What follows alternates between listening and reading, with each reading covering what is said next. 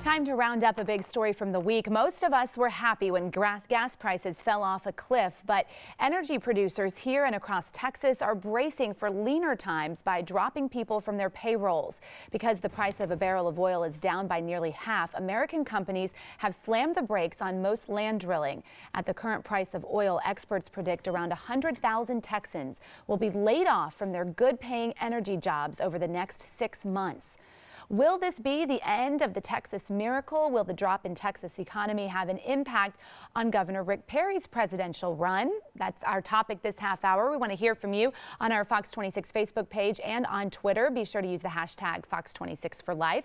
Joining us live in the newsroom is our Roundup panel led by our Fox 26 legal analyst, Chris Tritico. All right, Chris, what do you think the impact will be here statewide? Well, it's certainly going to have an impact on our economy, which is going to have a direct impact on how the legislature deals with these issues in the session that's going to start here in a few weeks. You know, our budget is largely based on the income that the state gets off of oil revenues. And when that drops, then we have to start looking very seriously at a lot of things.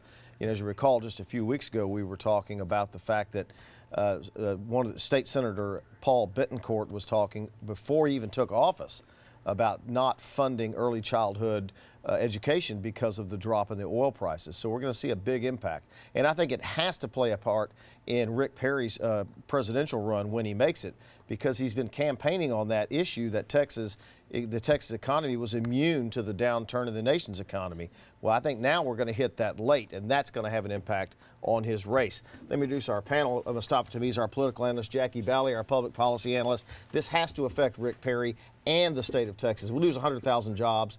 That Texas miracle we've been talking about for the last decade is over. I disagree with one of your statements, and I sort of agree with one of them. All right. I do believe that Rick Perry's legacy is intact. He is our longest term governor. And during that time, our economy was very healthy, and he did create more jobs combined than all of the other states. So that's intact, and as he continues his run for president, he can still use that rhetoric, and it's very true. I also think that Governor Abbott, if you've been listening to him and other legislators, they're preparing just in case this happens and has a bigger impact than we're thinking. And you'll hear him talking about the fact that we have more entrepreneurs and more female business owners than any other state, and Houston has more than any other city. And they're actually talking about tax incentives. They're talking about the fact that we have a diversification of our economy as opposed to the 80s when this first happened.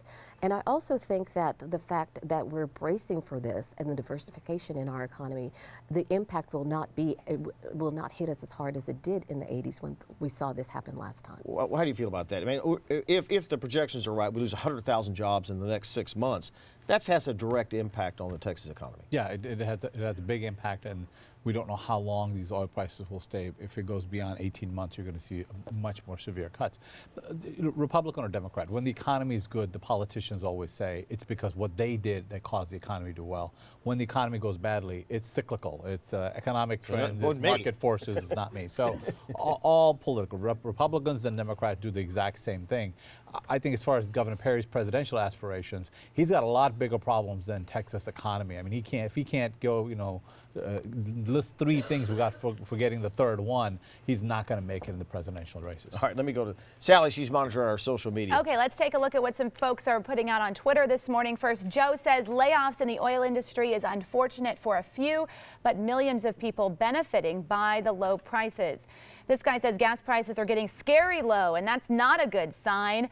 This person says the outlook not so good for his employment situation with gas prices this absurdly low and getting lower.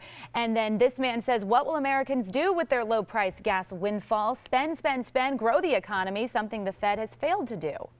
You know, I'm old enough to remember when gas was about less than 50 cents a gallon. Wow, you're old. So, watch it. And so these prices, I filled my car up yesterday for $20, which was amazing to me.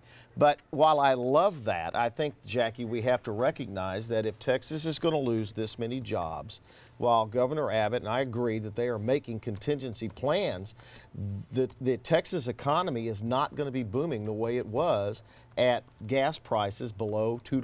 No, I think that's a safe assumption. We have been very blessed with a wonderful economy, and I think as the gas prices continue to get lower, I think that is a very accurate statement. But I also think that because we have been preparing for this and we're bracing ourselves through a lot of healthy economic policies, the downfall is not going to be as bad as it has been in the past.